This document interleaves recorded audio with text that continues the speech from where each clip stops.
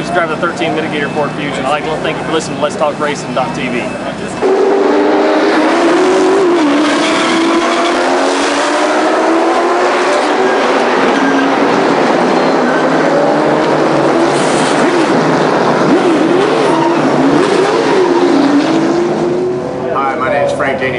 Driver of the number 5 Kiker Motorsports Camry.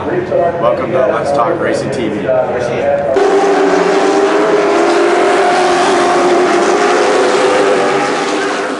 With Rockingham Speedway. Thanks for listening to Let's Talk Racing.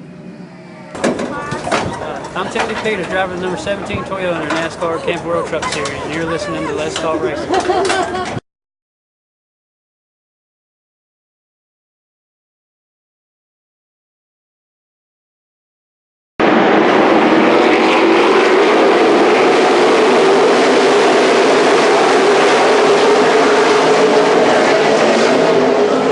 Hey guys, I'm Daytona 500 winner Trevor Edwards, and thank you for watching Let's Talk Racing.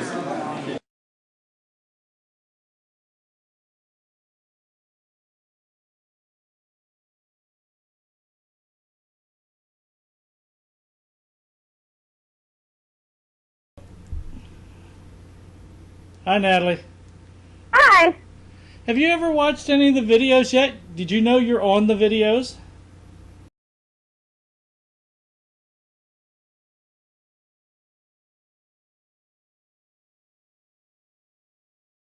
TV show we do, right? Maybe. Remember the video clip I shot with you up at Richmond? Oh, yeah. Well, you are part of the show because you partway through the show I do a little video clip session. Oh, really? Yes. That's neat. So there's things out there you didn't even know. I'd like to welcome everybody to Let's Talk Racing. We've got Natalie Sather on the phone already. Joe Scarbrough just finally dragging in. I made a lot of cautions on 64. Sorry. Better be glad they didn't red flag you. Oh, well, I had a few of them too.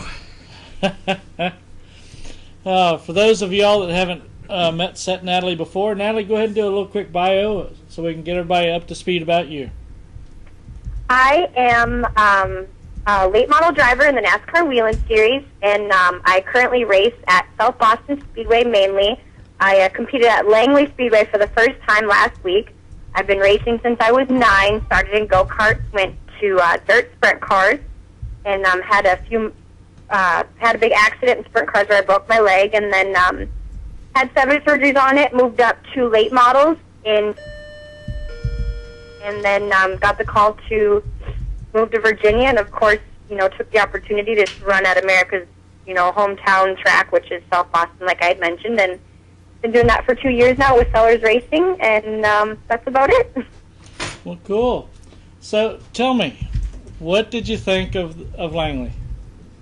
Be honest. It was hard. Let me tell you that. It was tricky. It was very tricky. South Boston is got a lot more banking, and it's just a completely different, way of driving it. And I was thinking that my experience at Evergreen Speedway in Monroe, Washington would help, and it's such a different shape of a racetrack than Evergreen was. The only, similarities they had was that they were pretty flat, but it took me to get other cars out on the track to really figure it out. Kind of gave me something to chase. And, we struggled a little bit in practice and definitely struggled in qualifying. But come race time, we worked our way up through the field and just unfortunately were involved in, a couple accidents that, put us laps down. But we had a fast car all night. And, after time trials, we had a fast car. Let me correct that. But, I picked it up quick when I got to be out there with other drivers, and it was a lot of fun. I definitely would love to go back, but we only have one opportunity to go back, which is at the end of September. I tell you what, I've seen you run at South Boston, and to see you out here, I was really impressed at how well you picked up on the track. It was tricky, but CE Falk, he helped me a lot. Eddie Johnson and Mark Wirtz, they all came over and said, don't get discouraged. And CE actually came out for practice the day before, and we went out in his car and drove around the track, just to help me with the line a little bit. And, to have guys like that run at Langley and that are successful there, not only at Langley, but wherever they go, meant a lot. And, Mark and Eddie came into the trailer, and I didn't even ask them to. They just could kind of tell that I was getting a little bit discouraged and down on myself, and that meant a lot to me to have those guys come in and say, don't you dare get discouraged, and, give me some pointers and tell me I could follow them in practice. And it was fun. I had a lot of fun on Saturday. I just wish we wouldn't have been involved in those accidents. Well, I had spread a little bit of word for some of the people if they had a chance to give you a hand if they could. Say that again? I said I did spread the word out to a few people to, if anybody could, give you a hand. So hopefully those were the guys that wound up getting the message. Yeah, they did. Everybody up there at Langley was really helpful, from, track owner to the promoter, everybody. I mean, they were absolutely phenomenal with, making sure that we were comfortable, and I was glad to finally get up there. I know that I committed a couple times, and, just due to unfortunate circumstance, we couldn't make it. So it was good to finally get up there, and hopefully we can get back there at the end of the year.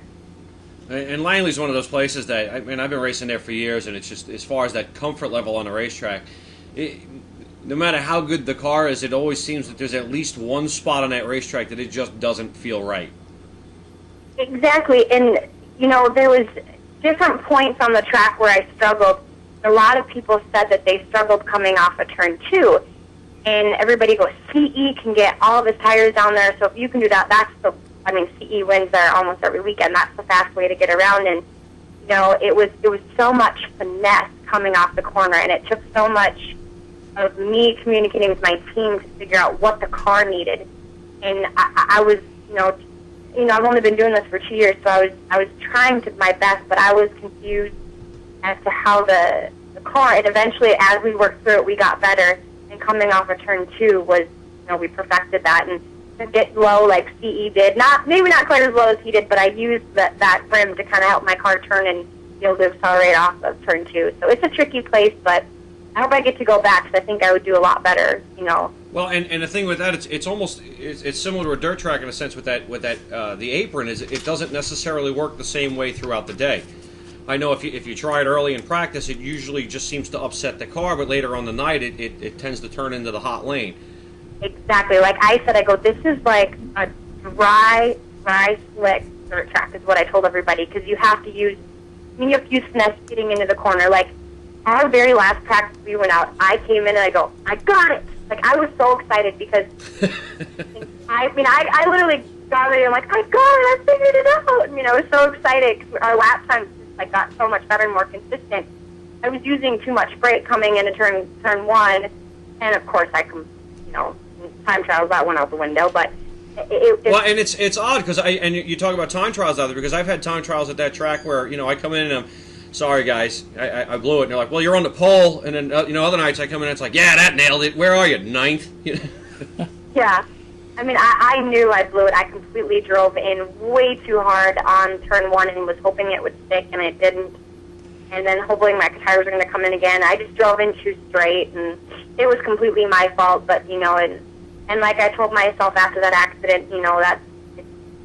Well, from what I saw at a wreck, it looked like you were more or less a victim to it. It looked like everybody kind of stacked up down there, and you were up on the outside, I think, and it just. They just swept you up there, or no, actually down the bottom, just got caught in a freight train, I think, weren't you? Yeah, I had nowhere to go, and it was coming into turn 3, and I could see it happening, and I was kind of making a move at the same time, and it's like I couldn't do anything, and the cars in front of me just started piling up, and the only thing I could do was hit the brakes, and I actually got airborne. So I thought my car was going to be a lot worse off than it was. And then, in the second race, they told me I had to get back out there in order to qualify for position. I had to run at least 50 laps the first race, so the guys worked their tails off, and we got back out there, and I was just kind of making laps. And then second race, we were doing really good. We were following Eddie Johnson to the front. I'd like to see a video of that race, because I don't know how you crash on the straightaway. Somehow, well, there's no real straightaway in Langley, which makes the wrecks really hard to avoid. It was so crazy. Like, all of a sudden, the guy in front of Eddie spins, and Eddie's going, and I had nowhere to go again, because it was like bumper to bumper. I was pushing Eddie down the straightaway. And, it was just like, oh, where did this guy come from? And I hit my brakes, and we broke a tire out again, and back in and fixed it. And we were passing cars, and we were doing really well in the second future. It's just unfortunate that we had those, unavoidable accidents in front of us. But I blame myself, because if I would have qualified better, I would have been more in the front. So what actually broke in the right front? Tie rod. Tie rod. Now. Right. Both races. Yeah. I noticed that, and one of the things that probably would have helped is that coming off of 4, you try to get that left side on that little bit of concrete surface that's there coming into the pit road, is what a lot of people try to snag to get a good run off of 4. Yeah, I was, as much as my car was, I was trying to use that to my advantage, and it definitely helped with getting the car to rotate and be able to really accelerate and point the car, straight off the corner. It was little things like that CE really helped me with on Thursday, and I think that's great, for another driver to help somebody else out. I mean, it's their competition. I mean, CE and I have raced door to door really, really hard. I mean, at South Boston, and I don't think we've ever raced each other at Motor Mile, but definitely South Boston a couple times, and, we've had our fair shares of bumping and banging and, spinning here and there, but I mean, it's cool that there's no hard feelings and that we can still remain friends off the track, and he's willing to help me on the track. And I think it makes it more fun to him, because then it's like I learn and then I can be up there battling with him. And, I really respect guys like that that'll do that for me. Now, did you catch out your rearview mirror, the crash right behind you that one time when you were pulling on pit road? No, I did not. I heard about it. All of a sudden, Peyton came on the radio and he goes, "That was not your fault." And I was like, "What? That wasn't my fault." I admit I had no clue what went on.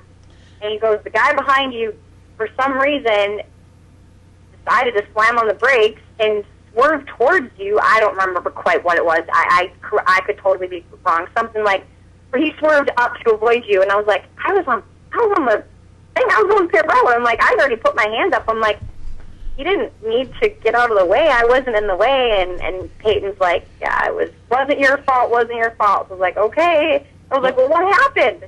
Well, what happened was that when you were on the emergency lane to pull on pit road, too many of the drivers get comfortable using that emergency lane. Just gonna say that, Robbie. To get the little bit less distance to have to travel and trying to get a little more bite off that new asphalt. And what happened was somebody was on that lane, and you were there turning in, and the spotter didn't tell them, so they had to hit the brakes and jump to the right to keep from hitting you, and that's what caused the accident behind you.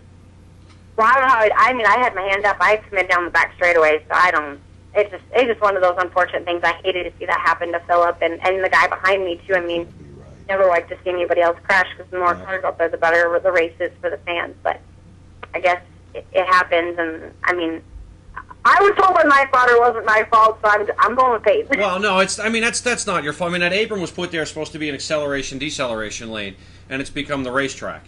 And I had an incident. It didn't work out as bad as the guy that was behind you, where had a car trying to get onto the apron and get out of the way, and I thought he was racing. So I'm back there.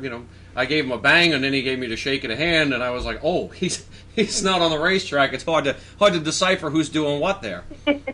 Yeah, but well, then maybe I'll know better next time. Maybe just I guess I really don't know what I would have done different, but just maybe have to really, really slow down the back straightaway. I don't know, but I had plenty of time before the leaders were coming, so it's one of those things. But we're done with now. Time to move on. Well, I got a question for you, because you mentioned Motor Mile. I'm headed to Motor Mile this week for my first event at Motor Mile. Never been there. Can you give me a couple of tips? Momentum. Motor Mile is a huge, huge momentum track. Like a lot of these places, you really need to slow down in the corner and get the car turned and then go off. But it is about keeping your speed up and momentum. It's my first time I went there. It was really tricky.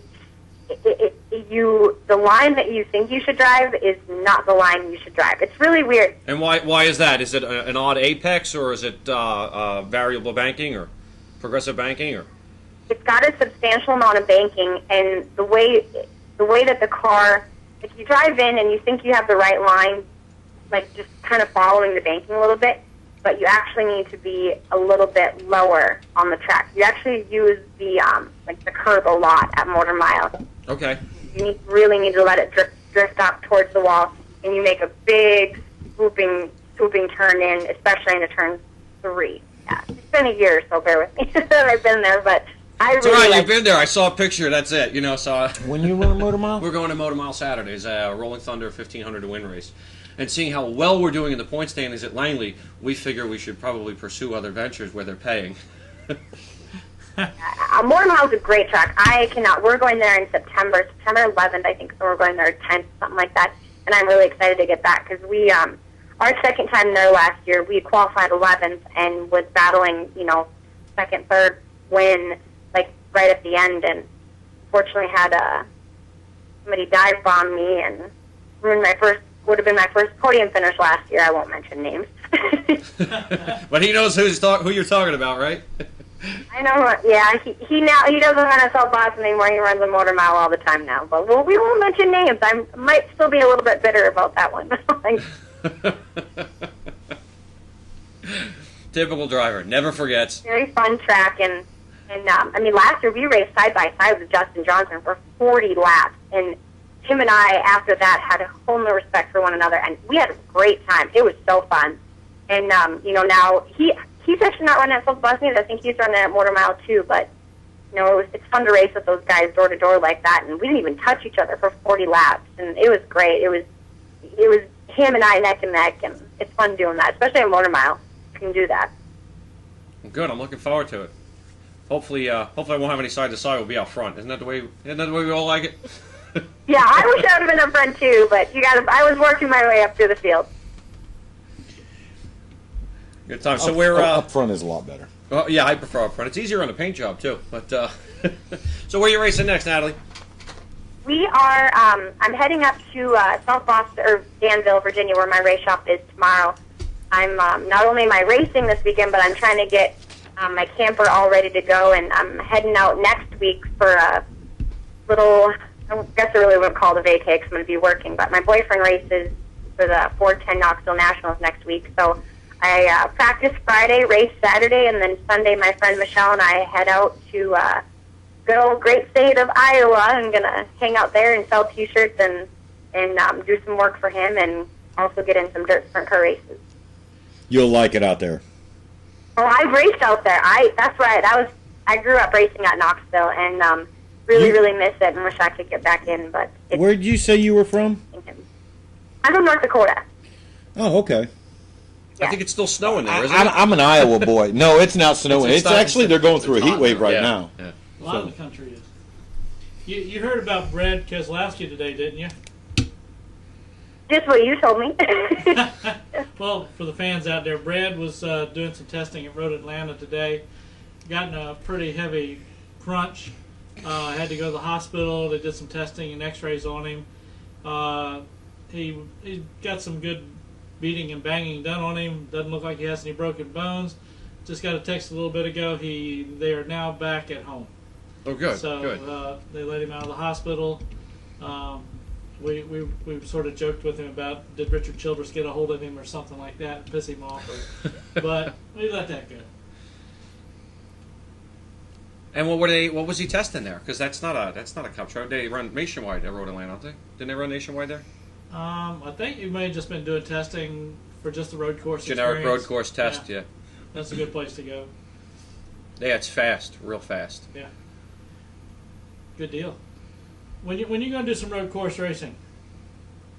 When somebody helps me out and sponsors me. When somebody pays me to get in one, right? Yeah, exactly. We've been approached, by one of the top NASCAR teams out there to run with them next year. It's just, with that you need to, kind of have funding and bring a check. Yeah. Bring a good checkbook. If I could get a sponsorship, that would mean, everything. That would, we'd move up with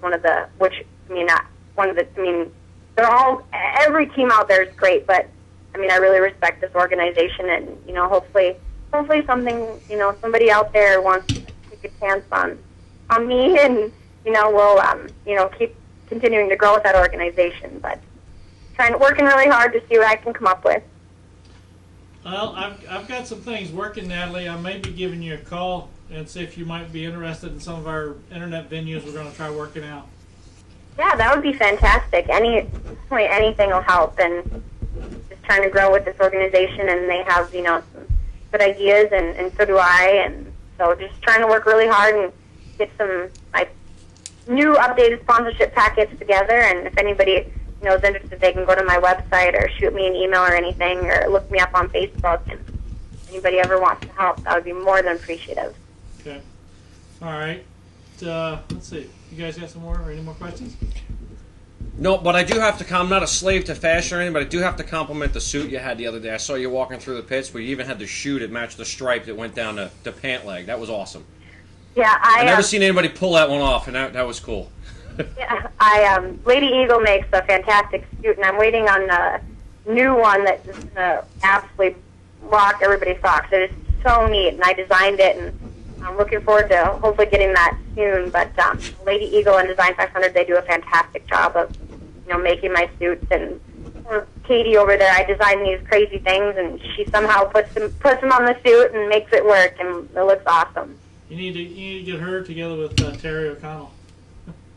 I beg your pardon? You need to get her together with Terry O'Connell with all the crazy designs she does. Really nice stuff she comes up with. Mm-hmm. Yeah, no, they do a great job of making the suits, and they're safe. That's why I really like wearing them. Cool. Definite fashion statement. It had me done. I'm still a black shoe guy. Red. Red shoe. Red shoes. Blue. Maybe that's my problem this year. I got the wrong color shoes. Maybe it's because they're both the same color. They say blue's what was that, bad yellow luck. shoe? I need a yellow right shoe, maybe. Blue's bad luck. Blue's bad luck? Blue shoes. Maybe the car is. Bell bottoms, or I call my bell bottoms. Bell. That's actually a dirt track thing that they go over my shoes. Yep. Right. I don't have the bell bottoms, but mine always go over the shoes. Well, that's the big. I think NASCAR kind of made the straight leg suit famous because every other division of racing is still using the elastic cuff at the bottom. I think. I won't go without it. The elastic cuff. Well, you have the elastic cuff inside the belt. Yeah. Inside the. But then they put the straight boot leg. cup on the outside. Yeah. Cool. All right. We've gone into the fashion of motorsports. How about that? We'll go anywhere. I got stickers on my helmet. Yeah. So do I got the first. This helmet this year is the first one I've ever had airbrushed. I've always gone. You got like that Captain America thing going on. Yeah, it's either been pretty silver, cool black, or white helmets. And silver was always because it does hide dirt a little bit better than white. And black shows every. And white nick starts looking like a cue ball with all the little marks on it. Yeah. No, that's kind of a Evil Knievel kind of a tribute to him. I've seen That's you drive. kind of That's what we did. so I couldn't resist that one. Yeah, after that last race, I did do a couple of Evil Knievels, or Joey Chitwoods, as I like to call him. Oh, jeez. So. But anyway, all right, Natty, we're going to go ahead and let you get out of here. And like I said, don't forget to go watch it. Remember, this is a video show. I'll look it up next time. So smile for the camera. As soon as she hangs up, I'm going to play her little thingy.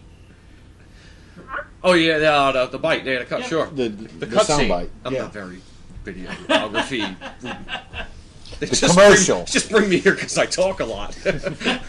And you do a good job of it, by the way. I know. Yes, I've even been told I talk in my sleep. I was hoping Joey was going to be able to make it, but like I said with Brad, he's tied up with that. But he would have loved to have been on tonight.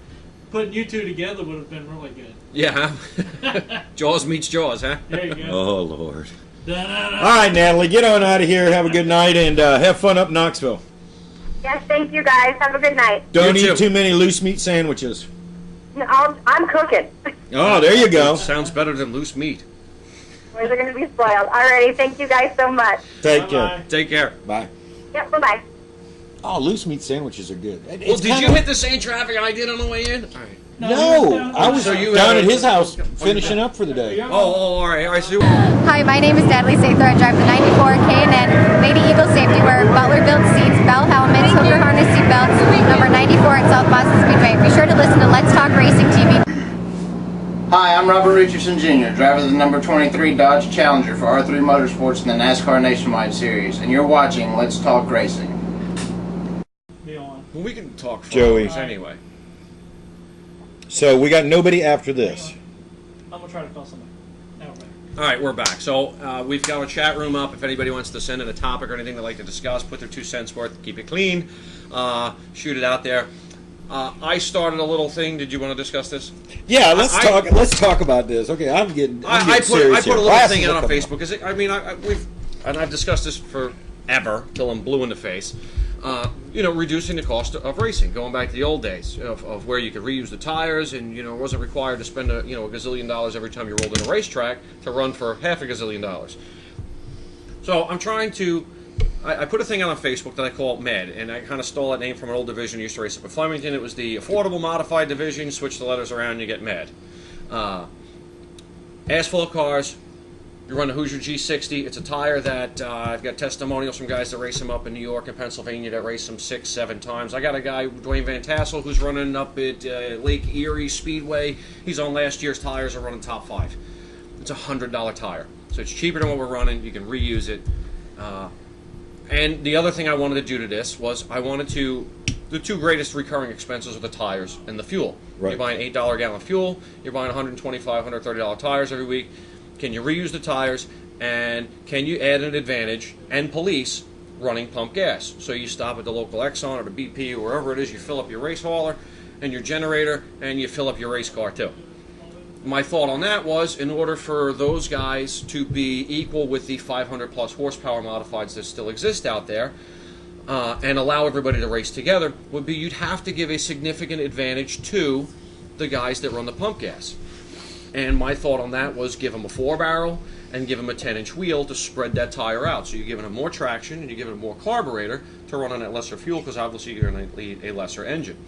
My car in this division, if this division raced tomorrow, I would have to run on an 8-inch rim with my 2-barrel carburetor because the engine's too high, the compression's too high in the engine. We would have to run race fuel in it.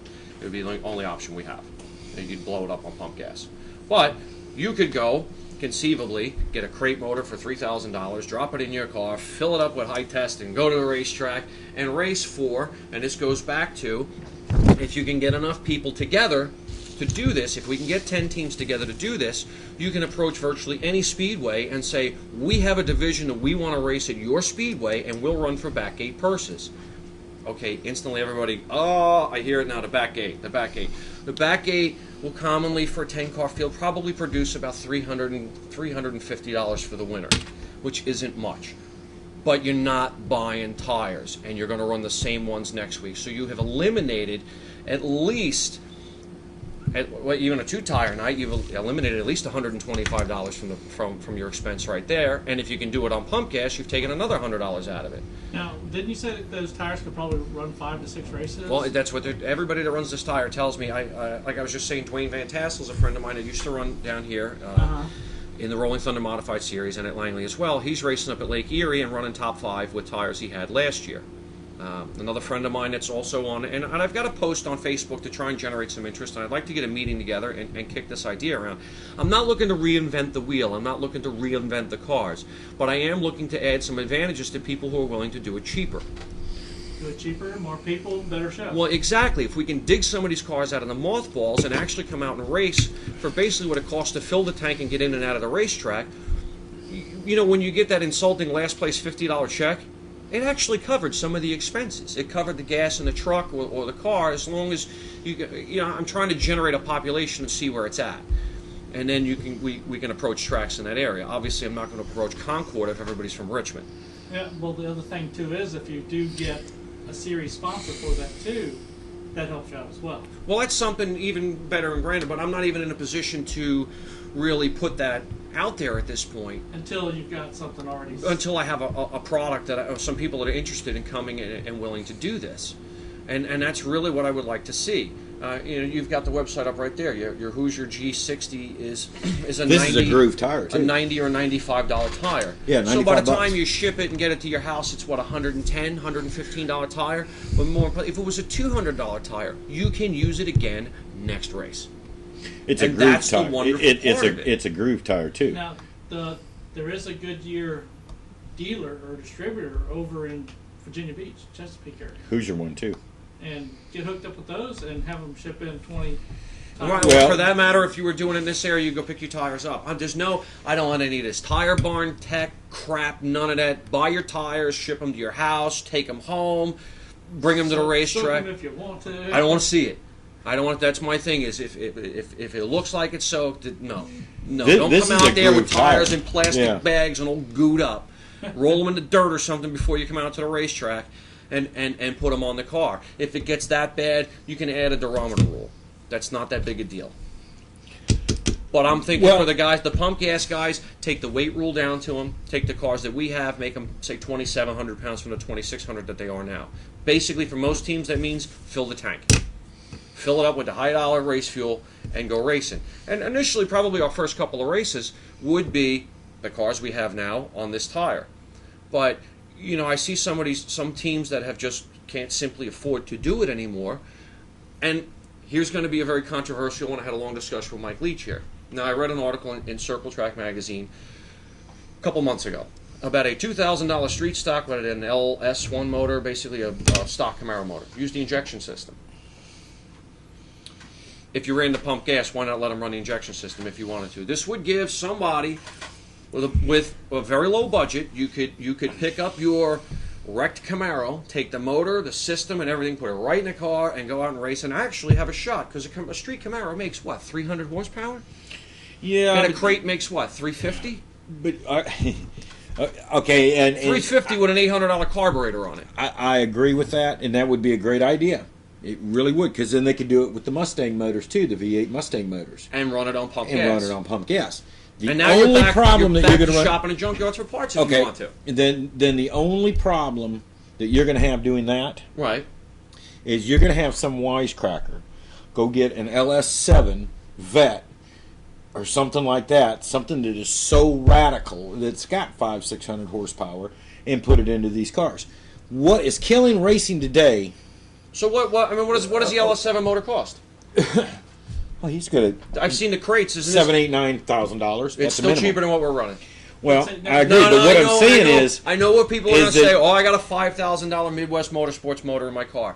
That's great. Are you winning? Put a claimer on the engines. I'm not a big fan of the claimer thing. But it's going to keep people from going out there and buying a Corvette.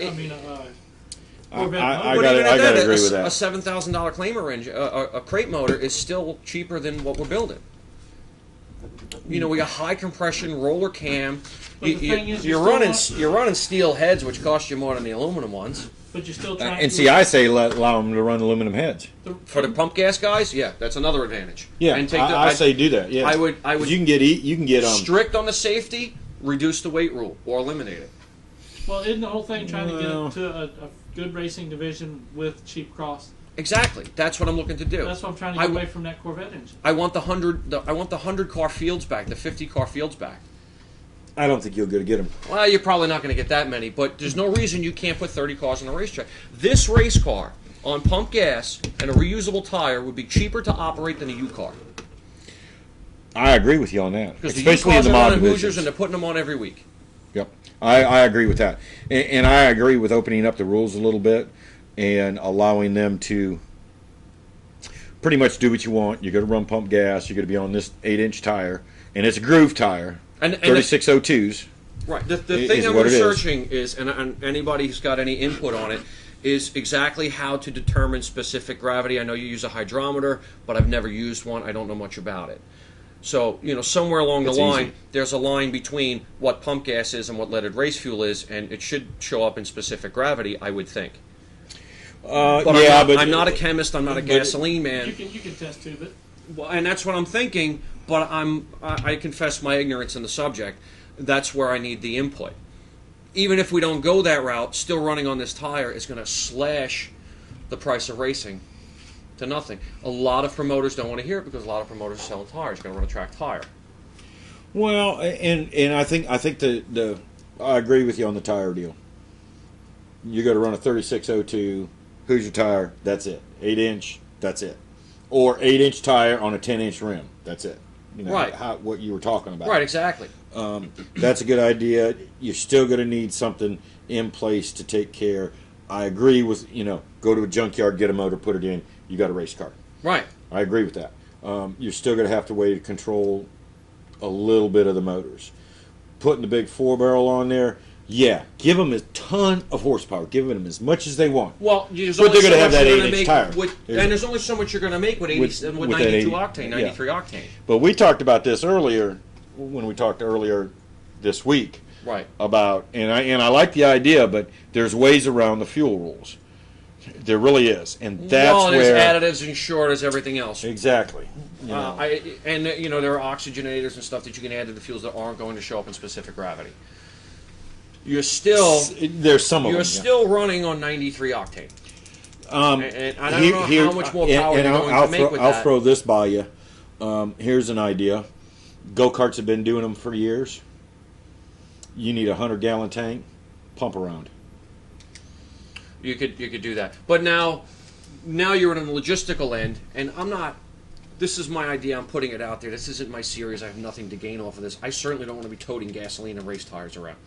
Well, you don't have to tote the gas around, but now I got to get a track to supply it, which means now No. You just need the barrel. You just need the pump around unit to be able to do it, and that would be no problem. Don't buy the tires. Get out of the tire business. I don't want in the tire business. I don't want in the fuel tire business. You're going to run. I don't want any part of the purse. I want to see racing come back to the way I think it should be. And well, and the problem reduce the price. I agree with you. And the problem with that is there's so much racing.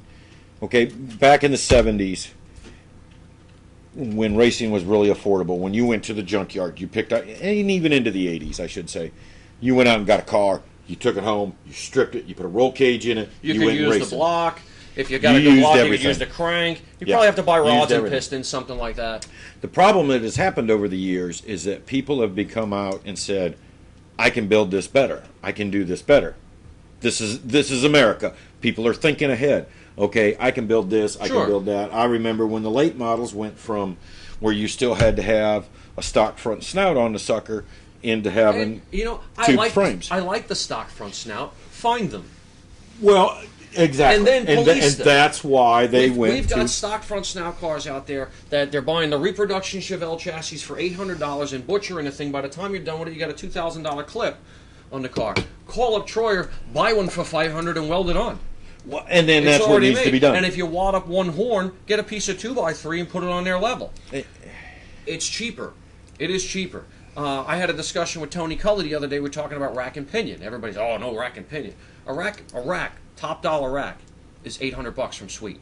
Yeah. You can get a Cavalier out of the junkyard. Use the same thing. Not as durable, but it's cheap. Buy a steering box, a Centerlink, tie rods, Pitman arm, idler arm. You got $1,000 worth of front end parts. At least. Okay, and if you're using one of the quick boxes without a quickener, the box alone's $1,000. Yeah.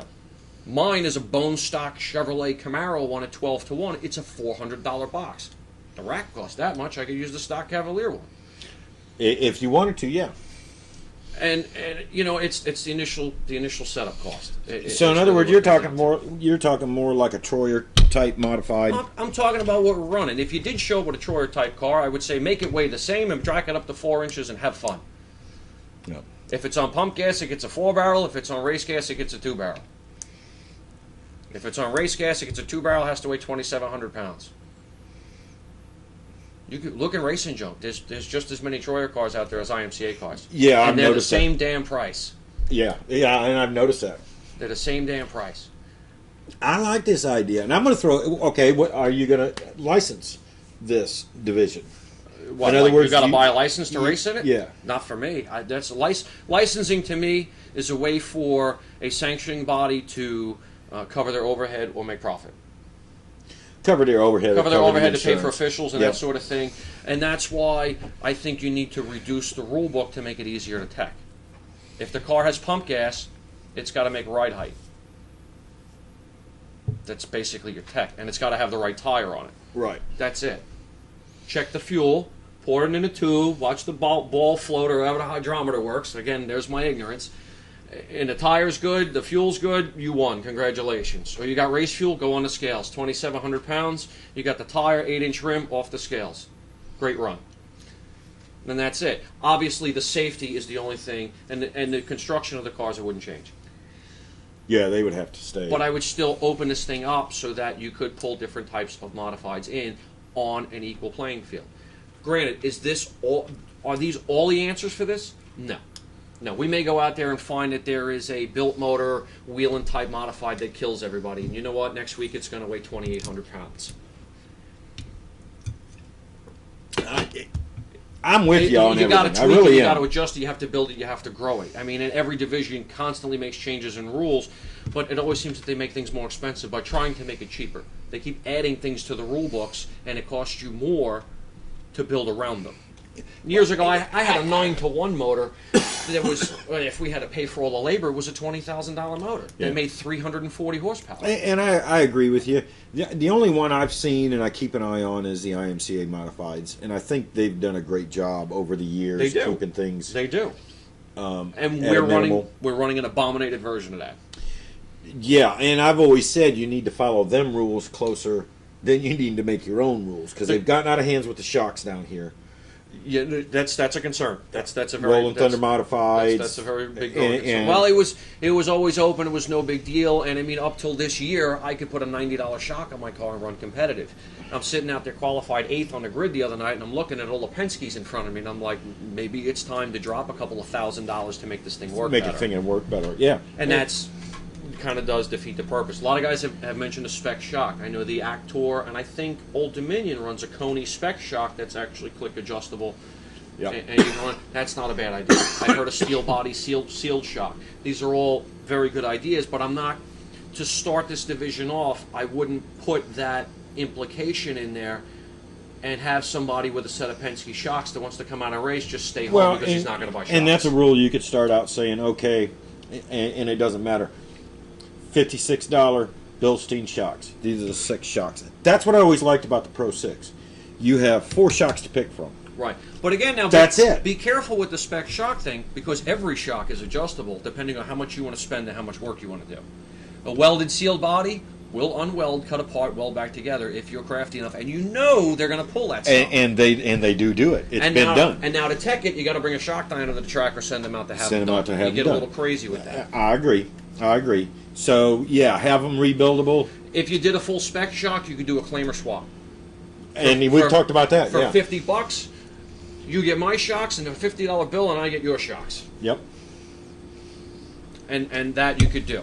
But we would all have to be on the same shock because I can't come and hand you my set of QA1s and get your Penske's for $50. And the way it's going to happen, and the only way claimer rules work is if they're used regularly. Right. You go to the IMCA Nationals, you win that race, you know your motor's getting bought. Right. You know you're getting claimed. One way, shape, or form, you are getting claimed. But, and that's the only way you can go into it. IMCA, and then guys race for $2,500. And exactly, that's what I was saying. IMCA pays pretty well. So it actually justifies. For us to go out there and race for $350, $400 to win and tell you got to pull your motor out after the race, you're taking the fun out of the game. Well, it wouldn't be something that... No, it wouldn't be something that would happen in the beginning. Maybe the shocks. That would be the deal. But as it gone, and we got 30 cars out there, hell yeah, you take a motor. Point blank, period. Well, if you got 30 cars and you're running from back gate, your purse is going to be $1,000, $2,000 Then that's what I'm getting at. Then you can justify it. Would be worth it. Initially, yeah. I'm trying to get 10. I'm trying to get 10 guys that want to slash their tire bill to peanuts compared to what we're spending now. Well, and I think it's a great idea. Just run the cars you got. You know what? And I've always said it. If they would leave us alone on the tires and say, go to that 3602, which is a groove tire. They probably run it up at Saluda. They run it all over the place. It works. It's proven. It works. Let it roll. Erie, Pennsylvania, my buddy Dwayne racing up there, they've got 20-plus cars every week. Yep. Let it roll. 20-plus cars every week, and they're running the same tires forever. The hell I had to go through to get my tires to run one race. Don't even get me started. Don't even get me started. You know. It's terrible. You know. It's terrible. Thanks for coming. Let us torture you for a night and see if you come back next week. Right. And you know, and the other thing I've got going on out there is, you know, I'm hearing the rumors. I'm not pointing fingers, but tires aren't on this even playing field out there. from what I'm hearing it from multiple sources. People scuffing stuff during the week, and it's winding up in the barn, tags being changed, barcodes, all of this crap. You know, whether it's true or not, I don't know. But it could be. And the simple fact... And that's the bad thing about rumors. Another thing I've noticed, too, is I've never seen so many good running cars run so inconsistent out there. I've noticed that, too. And I don't know why. Well, the bad part about it is I was one lap down, in the back, holding on for dear life, and I'm catching the guy, and this is nothing against Cameron, I know he had an off night, but I'm catching his butt as hard and as fast, and I know my tires ain't any good. Right. Why am I catching him? But he's been that way the last couple of races. Why? Is something broken in the car? You think they would have found it? To go from that good to that bad, unexplainably, exactly. Why? And it's not only Mike Brode who's been dominant for a good part of the season. I had a great battle with Mike Brode and Cameron Patrick last night. Or Saturday night. We were nowhere near the front. Yeah, Mark Sly's gone. And Chris Johnson was back there with us too. I didn't really get any faster.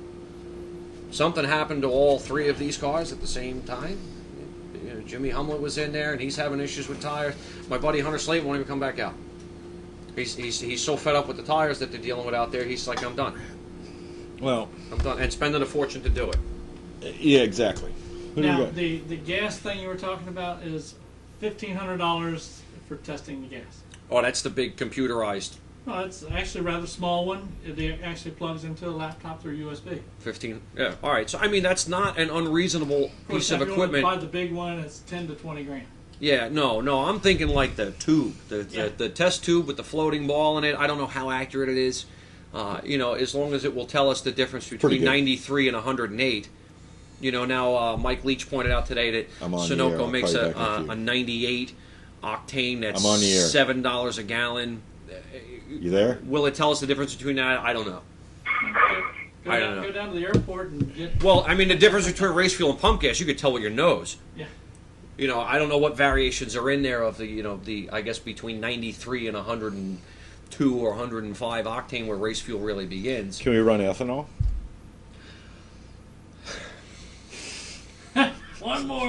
One more curve. I don't know. Through it. I don't know. What would that do? What's the price of ethanol these Dan, days? we're in here trying to discuss About trying to same set as up a whole 93. new racing division Oh yeah?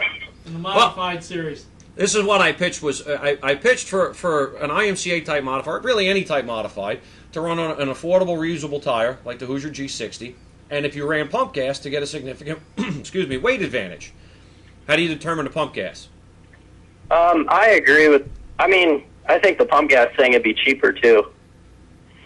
Well, absolutely, but you have to make enough advantages for a car on pump gas to run with the 500 plus horsepowered race gas cars. And I thought giving them a wider rim on the tire, it's a 10-inch. The tire's got a 10-inch footprint. If you put a 10-inch rim or even a 12-inch rim on the thing, it should definitely outrun one on an 8-inch wheel. Yeah. Yeah. Oh yeah. Well, I don't know if you want to play around with weights and stuff, but yeah, I get what you mean. Well, weight's usually a cheap and easy fix. Take left side weight out of the cars that are too fast. Yeah. Well, or just add right side weight to them. But then I always go back and I always think it's funny. You're going to end up having to put a weight rule in it. Steve Kinzer about 10 years ago built a sprint car just before he went to Australia. With him in the car weighed 985 pounds. Steve Kinzer's 200 pounds. Right. Well, every bit of it. So we're going to have some weight rules there. Well, and figuring, if you maintain steel suspension components. Yeah. And that's a lot of things. And you maintain the safety standards, your 1 3/4 095 tubing, things like that. There's only so light you're going to make the car. What are you going to put? Aluminum bumpers on the thing? Oh, you got magnesium, you got titanium. No titanium, no magnesium, no carbon fiber parts. You just leave that out. I would, if you wanted to, and I think it's a safety thing, if you wanted to run a carbon fiber drive shaft, I'd allow you. Because I would agree with that. We've seen what steel drive shafts do when they come through the floor. I would agree with that. A carbon fiber one turns into dust and rags. Well, and that's probably, I would want to see how they run on asphalt. Oh, I use them in the sports cars. It's not new technology. It's out there. It's been out there. Well, yeah, and they use them. When I was racing dirt super late models, we were using the carbon fiber in 05 and 04, and those things are so violent, and it holds up Right, and if the drive shaft explodes, it doesn't take your arm and leg with it. Anthony Kincaid had one explode on his late model, his dirt car. Ask him about A it. carbon fiber one? I had one explode in an RXC, and it just delaminates. It turns to powder and dust. Well, and Bill Mullis had a steel one. And Brett Hamilton had one. Bill was too. Bill was very lucky in a sense because Bill still bears the marks of that drive shaft. And had that been composite, he'd. It wasn't a month after Bill. Brett had broke a third link, and same thing happened. Drive shaft pulled out, right, and beat the hell out of the side panels. I had one peel all the tin out of the inside of the car. Unfortunately, knock wood, it didn't touch me, but it was violent. Inches from my elbow and removing it. So we have a guest on the phone, and we've just kind of dragged him into our conversation. I'm probably sure he wanted to say something. Hey Dan, how you doing? Hey guys. Sorry, you caught us in a moment of passionate racing talk. How are you? Oh, I'm well. I just got done eating dinner. My fiance made tilapia. Huahiha? Tilapia. Some fish. Oh, okay, fish. Okay, if you would have said fish, we gotta bring it down to Matt's terms here. I'm not a sea-bearing Good person. fish.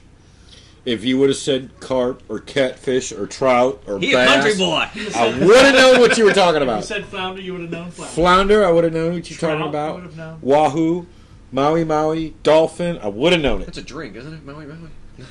Mahi. No. Oh, mahi. Oh, sorry. You know, mahi. You know, all right, Donnie.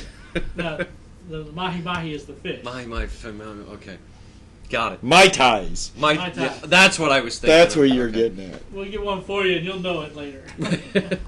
Dan, we're just going nuts here, so just jump in and we'll talk about anything. Well, no, I said tilapia, and I'm getting interviewed right now. She looks at me. She goes, "No, it's tilapia." Tilapia. Tomato. Was it good? All depends on where you're from. Yeah. I was actually watching a show last night, and it was about these people that are planning for Armageddon and at the end of 2012.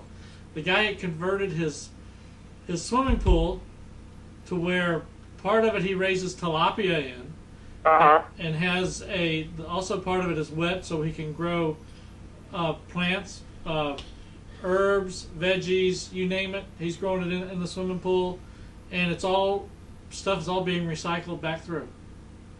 Well, I don't know. I'm not too keen on the whole 2012 thing. I don't really think it's going to happen. If it happens, it happens. We're gone. With the amount of free time I have, if I had a pool, it'd be growing things all by itself.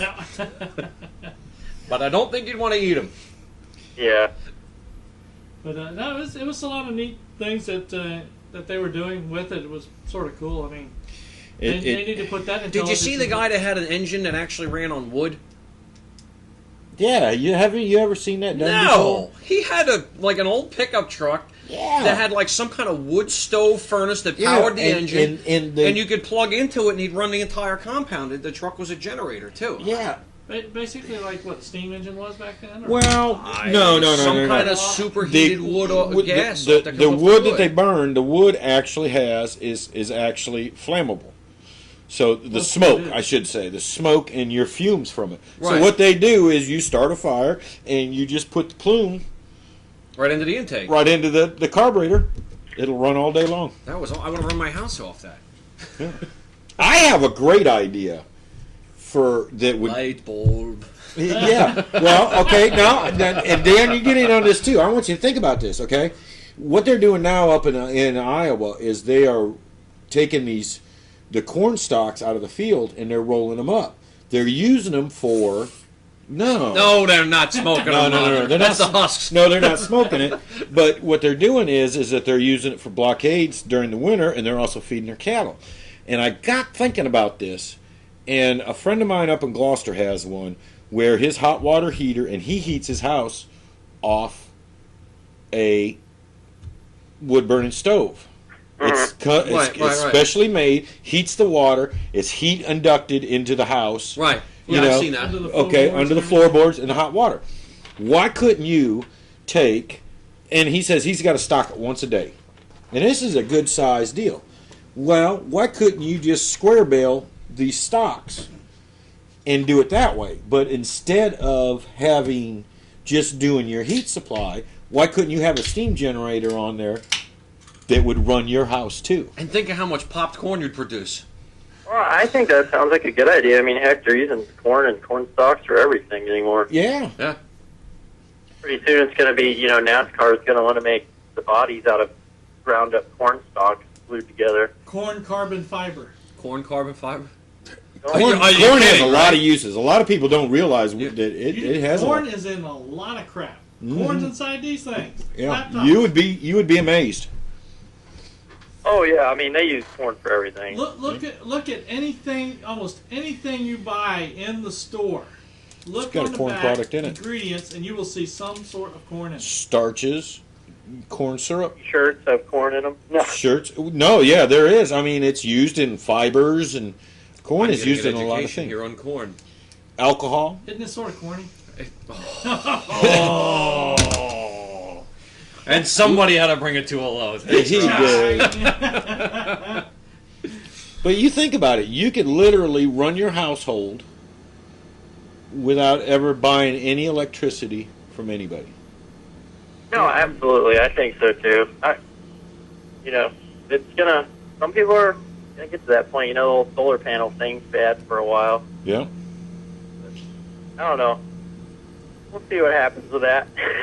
Hey Dan, Those are getting expensive. Let's start a company, and then the company can sponsor the racing. And I'll tell you what, after a couple races, I'm gonna need a sponsor. Little bit expensive out there, ain't it, bud? This stuff gets expensive quick. Yeah. We went to Roush today and picked up a road course for in housing and road course spindles, which, you know, they're not too much, but, you know, that whole list of, you know, to go to the road courses costs a lot of money, man. Well, yeah, what I think the brakes alone are what, $20,000 or $40,000. Yeah, we've got really good brakes that are going on this bad boy, but, you know, I think we're going to have a decent run there. I mean, I'm pretty optimistic. I know last year I had a crap, but I were in a car that was, you know, the Kozlowskis took straight from ORP and took to, you know, Watkins Glen. So, I mean, they didn't really put much into the setup.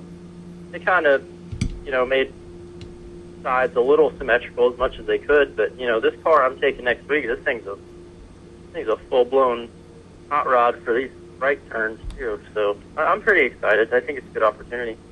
Yeah, for those that don't know, Dan Brode runs in the Nationwide Series. He's going to be running part-time. Huh? What? Oh, I run part-time. Well, I was just saying, well, you run in the Nationwide Series, and without saying full or part-time, it sounds good. I'm trying to make you look good, okay? Hush up, boy.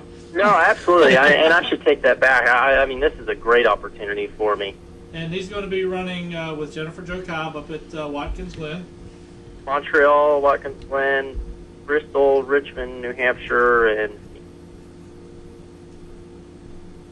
so it'll be a good time for sure. It's a good group of guys. I really get along with the team guys, and you know, I was in the shop today for a little while, and you know, I don't know them all by name yet, but they're really friendly, and they all come up and shake my hand, and you know, we're really looking forward to next week. We're just going to take one car, so it's just going to be me. I think I'll run her 13 number.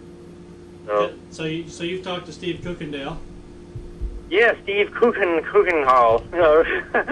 But yeah, he's a really good guy. We have a great relationship already, and communicate well, and we understand what each other wants out of this, and you know, bring the car home in one piece. But you know, Steve wants to maximize practice. You know, we did talk a little bit. We didn't talk too much strategy today because he's got to focus on Iowa this weekend. So I didn't really want to, you know, make him think about next week when he's got a lot on his plate for this week. So, but you know, we're going to maximize practice for sure. This isn't going to be like last year where I run, you know, 2 laps of practice. I mean, we're going to, you know, we're bolting on a set of stickers and we're going to burn them up in practice. So, cool. We're going to have a good time. This is, you know, a lot of fun for me. My morale is through the roof right now compared to what it was earlier this year. So, definitely, you know, it's definitely a confidence booster, and it just feels really good to be going to do something that you're passionate about and you love doing. Yeah, I was trying to remember. There was another person I was trying to remember if they were on that team or not. A guy named Kevin Eagle. Kevin Eagle, yeah, he's awesome. I actually met him formally yesterday. Kevin? I'm going to see him Saturday probably. He works with Trevor Edwards. Oh, okay. Yeah. Oh, good. I'm going to give you something to give. Yeah, I actually saw Wayne today, too. Wayne was actually in a stand-up urinal, and I walked up behind him. I go, I saw a skunk. Yeah, well, he's got that one-of-a-kind hairdo there. Oh, yeah. Yeah. Oh, yeah, you know it's Wayne. Yeah. Usually when they come down here, him and the crew and I will all go out and get breakfast a couple of days or something like that when they race in here. Oh, he's a great guy. Wayne and I, we've been good friends for a few years since I got into ARCA, and I really, Wayne's a good friend. I mean, he's a really good person, and, I wish he had a little bit better luck and was able to do some, he's just as passionate as anybody else about what he wants to do and what he's done in the sport. So he's just a good guy, and Trevor's an awesome little driver. Trevor and I get on iRacing. I ran with Trevor last year, and that's a talented kid. They still going to be, do you know if they're going to be running the cancer car again? This coming week, he's got something with the National Firefighters or something or other. I think he's got a couple honorary firemen on the team, on the crew, so I don't know if he's got a new wrap for the car or what. The photos I've seen of the car this year didn't have the cancer awareness thing on there, but that was a great idea, and he was taking names. Okay, I had family members' names on that car. It was moving. It was very touching. Were still adding stuff at the track and yeah, putting names, and they had like 1,000 and something names. Yeah, it was. That'll really raise your awareness when you look at all. That was a pretty car too. All the ribbons on that car, and there's multiple names in every one. Yeah, I think he's a good kid, and we play on iRacing sometimes, and we just have fun. He's a really good guy, and he's definitely got a future in the sport. So, well, next time you get on iRacing with Trevor, take him out and say it's from me. You owe him one? No, I don't owe him one, but it's on iRacing. It's not going to hurt him. I wouldn't do it in real life. I'd just take him out in iRacing. Hi, Trevor. If we were in fun carts, I'd do the same thing. Would you like me to call Trevor and get him online here? Yeah, no, Wayne was cool today. He was in good spirits. We had a couple laughs. So that's good. Yeah, he's a good guy. Yeah, they're a good bunch. We'll see him. We'll see him all up in Motor Mile this weekend. They had a Rolling Thunder modified race up there. Yeah, that's what he was saying. He's excited about that. So he's ready to rock and roll. Yeah, I think I'm looking forward to hanging out with them more than I am to the race. Oh yeah, You just had a bad year. I had a horrible year. Just chill. Hey, we got to talk about something. What? Because we had talked about track bars. Right. I have some good stuff for you. All right. Well, we'll do this off air. We'll do that off air. Keep that around. Well, you know what? I had a terrible year at Atlanta. The car doesn't work. It's outside. We're one of the dominant cars out there. We run my worst finish. It's outside's third. Do you know what? I chalk all that up as shit happens. Yeah. There's no other way to explain it. Well, we've just had a lot of bad luck there with stuff breaking and things. We really haven't gotten two solid nights of racing with the same setup. It just every time we go out there, there's just something's breaking, falling apart, and it's all It shit happens. It's not that we don't work on the car. Yeah, I mean, you got one of the best prepared cars out there, but stuff is still beyond our control. Yeah. So, Dan, I'm sure you've had times like that. What's that? Shit happens. Every time. Everything's prepared 100%. It still doesn't make it past the first turn. Yep. That's right. Every time. Been there, done that. Been there, done that a ton. But no, I think this group I'm with, they're pretty on top of things. I mean, you don't really see a lot of mechanical failures with their cars ever. So, I think we're going to be good to go. What do you got? I don't know. Roger's holding things up, and I'm trying to read it at distance here. And I got distracted by a shiny object. Gotcha. Who's no, that? that's awesome. All right. So you're going to Iowa this week, right? No, No, he's not going to Iowa. But Jennifer wrecked in practice at ORP Saturday, and we only have 2 nationwide cars. So one's at Hopkins getting a front clip put on it, and the other one's going to Iowa. So, with her being the primary number and it's her team, that's her car to race. Right. But for the road courses, I think the plan right now, which it's up in the air, is her going to Montreal as well. But it's just going to be me next weekend, the one-car deal at the Glen. I don't know about Montreal, whether she's going to go or not. That's totally up to her. That's her deal. So, but then after Montreal, I'm going to do Bristol. That's the very next weekend. So we got a busy 3 weeks coming up for sure. Sounds like it. Yeah, it'll be good though. I mean, I really have been itching to get back on the road again and have some fun. Well, cool. Well, it ought to be a good time. Have you been doing anything else? You been out doing any dirt racing or anything? No, man, I really haven't been doing anything this year. It's been pretty low-key on the racing side of things. I was going to just kind of quit racing, and then this opportunity came along, and it lit the fire under my butt again. I'm just not ready to give up on it yet. I'm not ready to walk away. It's just, yeah. I'm too young, 26 years old, and I just really want to continue doing this for a couple more years. I'm not ready yet to say I'm done. There's two old guys sitting right here that still want to go racing. I guarantee we are both older than you are. Oh, you see on the age thing there, bro. I got a birthday coming up soon. Hey, well, I'm not going to, hey. We're old guys, and we still love going out and racing and turning left and sometimes turning right.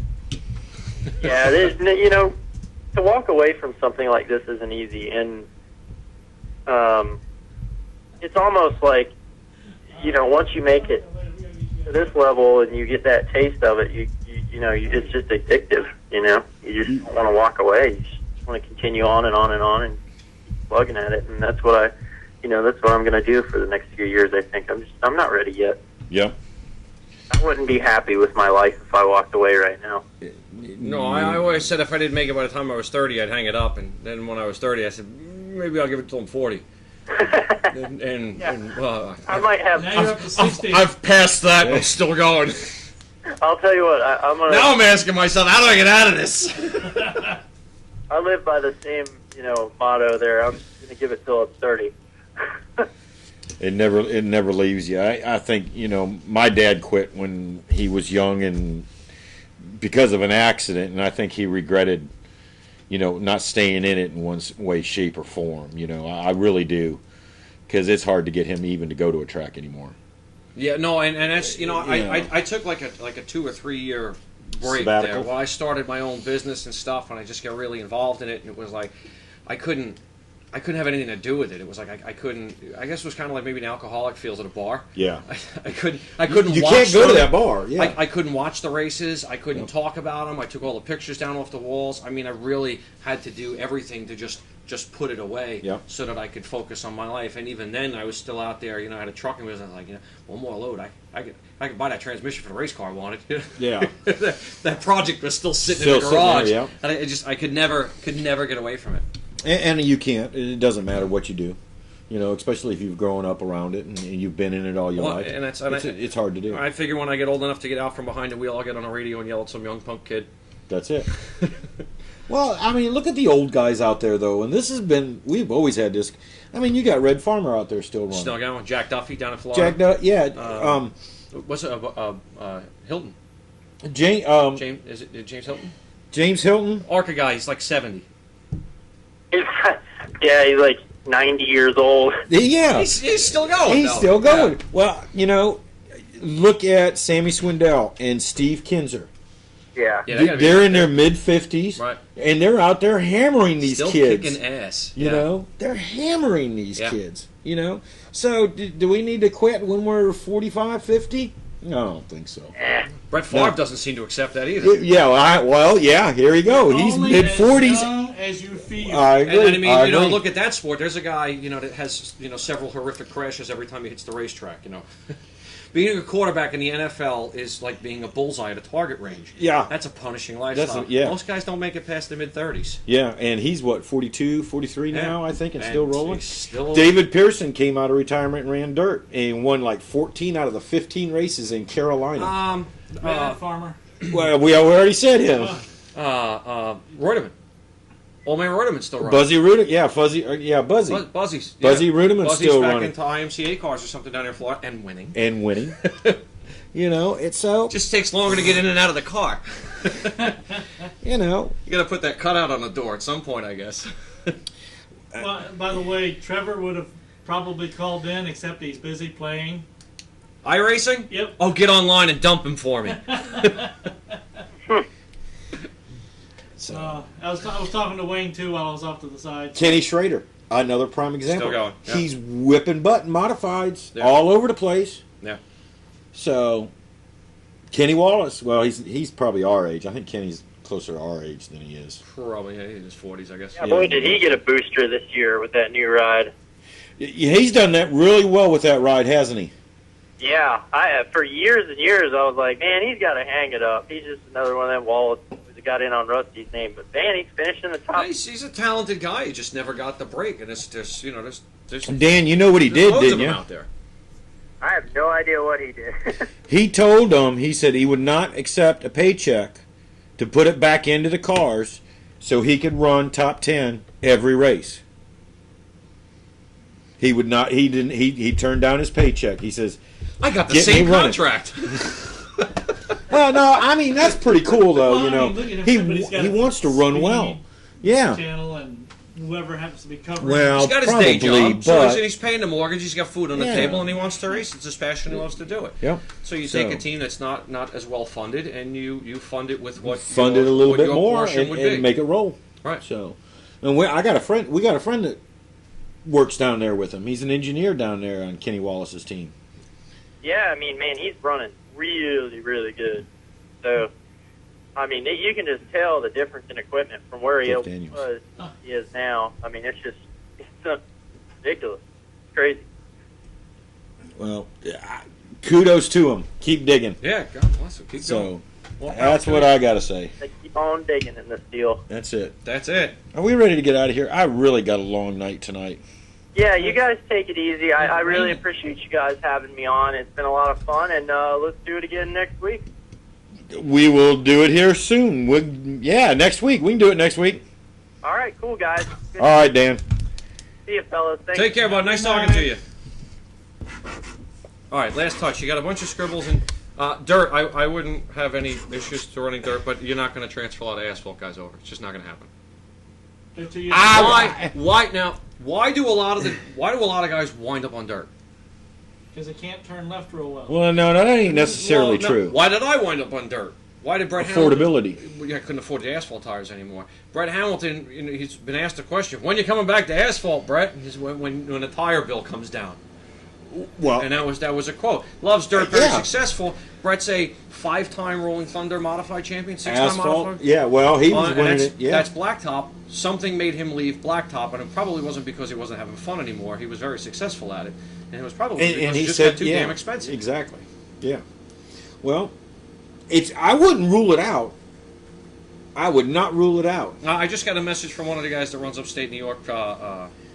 And he says he runs a right rear tire for 6 to 7 races, and then it gets slick. He's got to put a new one on. Yeah. Well, see, there you go. 6 to 7 right now. Granted, they're running. If it's a slick, it runs really good, better than well, from what I understand, when you put a new one on, you're kind of screwed. You need to wear it in a little bit. Shaving tires, I can see it already. But you know what? And when I ran that class up there, I ran a couple of races up there, and we would shave the tires and then run 4 races. And I don't recall ever going, we got to take that off. It's worn out. These are the S groove tires, aren't they? Well, actually, that was back in that day. That was the American Racer IMCA Spec G60. Yep. This is the Hoosier version, but it's apparently they're having the same. What can we? Same results with it. We got to say this. We're not knocking Langley.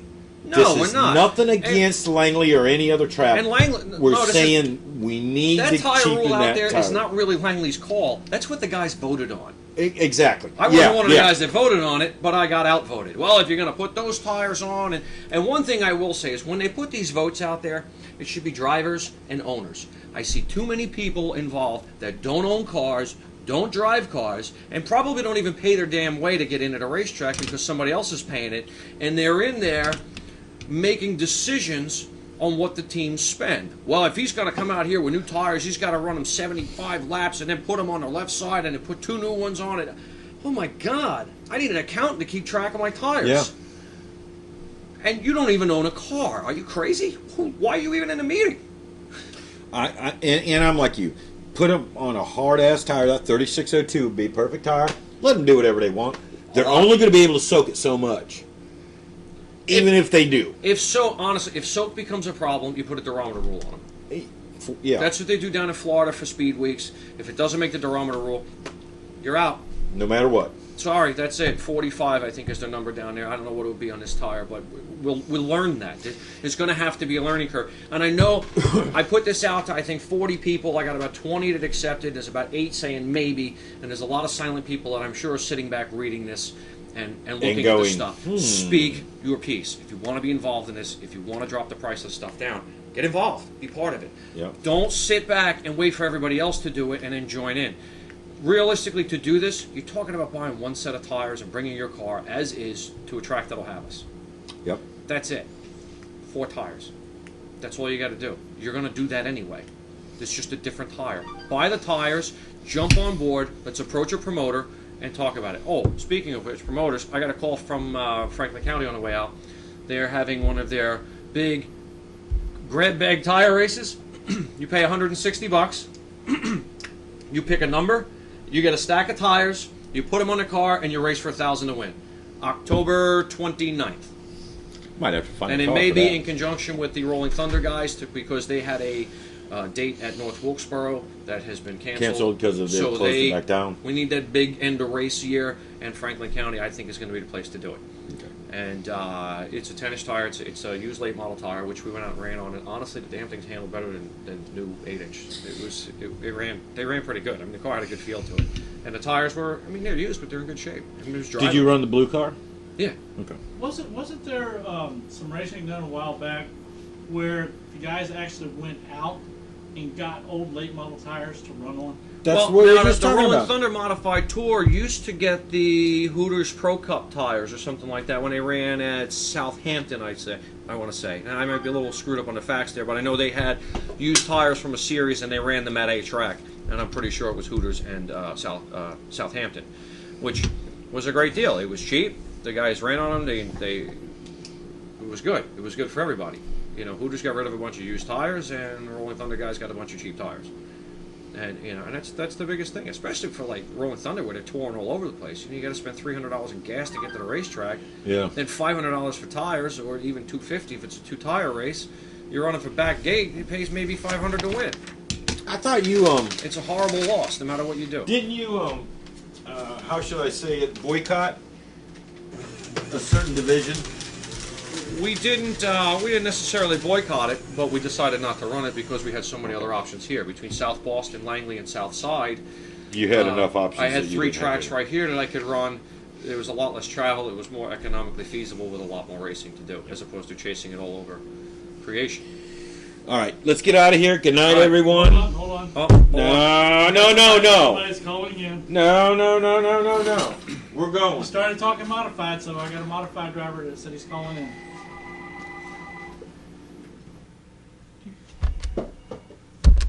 Let's talk racing.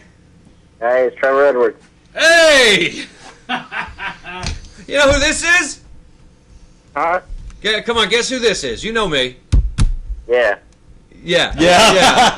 Yeah. I'll see you this weekend. It's Joe Scarbrough. How you doing, buddy? How you doing, buddy? Not too bad. Not too bad. You all ready to go? Oh, yeah. We're talking. I want to get your 2 cents on this real quick. Talking about running modifieds on a reusable tire, the G60 Hoosier, something you can run probably 3 or 4 races. Yay or nay? I mean, as long as you can regulate people having to run it 2 or 3 races, it's okay, but the tires we run Rolling Thunder 2 or 3 races, but when you someone else puts tires on, you have to put tires on because it's automatically 3 or 4 10. Well, exactly. That's it. And this tire is, from what I understand, your first night out on it is a disadvantage. You need to probably that 3rd or 4th run on those tires is the peak. Oh, get cycles through it. Yeah. As you wear it in, it tends to get better, and then it tends to fade back out. But I mean, I know people running them, 5, 6 races, and I mean, granted, that number will probably be cut in half for the length of the Rolling Thunder races. You may only get 3 or 4 races out of them because they're twice the length. But your 2nd, 3rd race on those tires would probably be the ideal match on them. Right. The only thing you could do is try them.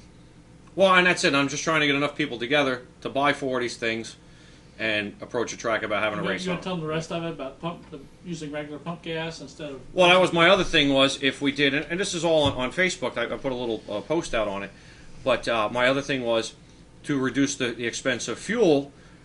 If you ran pump gas being 93 octane and lower, you would be allowed a 4-barrel and a weight brake. Penny, for your thoughts on that one. That'd be great. I mean, 4-barrel would make you drive it more. I think the 2-barrel is kind of limited in the power. So, I mean, I always like having more horsepower. 4-barrel, more responsive, everything. Well, the tires, you'd have to have like a serial code deal where you could scan tires or a stamp deal that no one else can get. You know what I mean? The tires would just be the Hoosier G60. It's like the IMCA spec tire. Yeah. And it would be get your own, bring them in. Maybe we put a durometer rule on them if the soak seems to be getting out of control. Oh, there's soaks out there these days, though, that don't even change durometers. I know people that are using them at Lake Erie. Well, true, but even at that, if soak's cheap, it's cheaper than tires. Oh yeah, I mean it'd be a lot easier. We don't have that many races in Rolling Thunder this year, so I'd love to have a different series go run every now and then. Yeah, I mean I think it's definitely worth a shot. Like I said, I'm just trying to get enough teams together that are willing to agree to do this. Because I think once we get probably 10 teams together, we can approach pretty much any speedway and tell them we'll go in and run for back gate purses. And if you're not buying tires every week, that $500, $400 to win is a pretty damn good purse. Yeah, I mean, the whole deal with the Rolling Thunder deal is it's so expensive you don't make anything out of it. You usually lose money. Exactly. And racing's always going to be pretty much a losing sport, I guess, but we can reduce how much you lose. If you don't have to spend $150 in gas in a race car and $500 in tires on it, you can race for $350 or $400 to win and actually cover a good amount, if not all, of your expenses, depending on the distance to the track. Exactly. And that's what I'm trying to bring back. And I think if we did that, we'd see a lot of these cars that don't run anymore come out of the mothballs. Exactly, because a lot of these people are doing it for fun and they can't afford to run every weekend because it's too expensive, really. Well, yeah, exactly. And realistically, teams, you got one of the front running teams, one of what I would call the better funded teams. The tires you took off and deemed unusable, one of these other teams could probably put on a race car and run for 2 or 3 weeks. Yeah, I mean, there's nothing wrong with the Rolling Thunder tires. It's just if someone else puts a set on, you have to put another one on. Well, that's it. I mean, it's a very good tire. It performs very well. But realistically, you're going to buy tires for Motor Mile, aren't you? Oh, yeah, everybody is. Then you bet I am, too. And we all want to win. I mean... Exactly. Tires on to win, really. Yeah, and that's just that's the way it goes. Yeah. Where with this tire, if it does what everybody says it does... it'll probably be a disadvantage to putting new tires on in the car. I might be doing donuts in the industrial park trying to wear them in. Yeah. Oh, I'd take it down the road a few times. Oh, yeah, I know you would. Driving it down in Kentucky lanes, won't you? So what else has been going on with you, Trevor? Just been working on the Race 101 Super Late. We're thinking about running South Boston August 20th and Hickory. We were really fast the other day at Hickory, so, I mean, we're kind of optimistic about that race. South Boston's kind of a iffy kind of deal if we're going to run it or not. And then the modifieds, we've been running real good. I mean, first race we led out every lap. Second race you ran second every lap. So, I mean, we're right there. We definitely picked up from what we were last year. Good. I'm sorry to hear that, because we've fallen off. Joe's had his string of bad luck this year. Hopefully you got rid of it all this year. Yeah. It's that... and improve for next year. What do they call that after you, what do they call that season after you win the Super Bowl? Sucky season. The lousy one? Yeah, that's what we got going on. Sucky season. We're not going to make the playoffs this year. Sophomore season. If there was a draft choice, we'd get first. Coming into the year, we thought I've always had the idea of crossing the Oh, we lost you. What happened? Yeah. Oh, there you go. There you go. Hello, Trevor. Trevor. Yeah. Oh, hey, you're back. There you go. We lost you for a minute. Oh. Must be on that cell phone. Yeah, I'm on the cell phone because I was playing iRacing when he texted me, and I was actually in the middle of a race. Did you win? Don't you know you're not supposed to drive and talk on the phone? I wasn't talking on the phone. I wasn't texting or driving or nothing. I was doing all the right things, just focusing on the race. And yeah, There you go. surprised I killed him on there. I was talking to your dad. He said, "Yeah, he won't even answer me if he's iRacing. He's probably doing that. That's why he can't get a hold of him." That was it. I mean, that's pretty much all I do now. I mean, I come home from work, take a shower, and get on iRacing and play around, have fun. Oh goodness. We'll have to get Steve Durbin to get up with you, do some racing with you. All right. So what time what time are you guys heading out to Motor Mile on Saturday? We're gonna be out there whenever gates open. I mean, I don't know. I just kind of show up and drive, really. Oh yeah. Takes me a while to get the dirt out from under my nails. Sorry, buddy. Yeah. I work my tail off on this super late model. We come over and work on the modifieds, but when it comes to race day, they just wake me up. I get in the truck and head to the racetrack. Yeah, that must be nice. Yeah. Rough life. Y'all gonna be coming up to Langley? No, we don't have any Langley races this year. I think we might come up there and run a weekly show or something. I thought the Southern Modified were coming out in Langley this year. No. Southern Modifieds. Southern, are. not the Rolling Thunder. Not the Rolling Thunder. That's the man. Ground Pounders. Yeah. Okay. Wish we would, because we were fast there last year. Yeah, you were. You're real quick. You lost a clutch or something, I think, right? First race of the year, we blew up on lap 2 of practice, and then we barely lost the pole to Joe. Thank you, Joe. You're welcome. Thank you. Broke the clutch on the start. After I looked back The at last it, pole I had, by the way. That's true, too.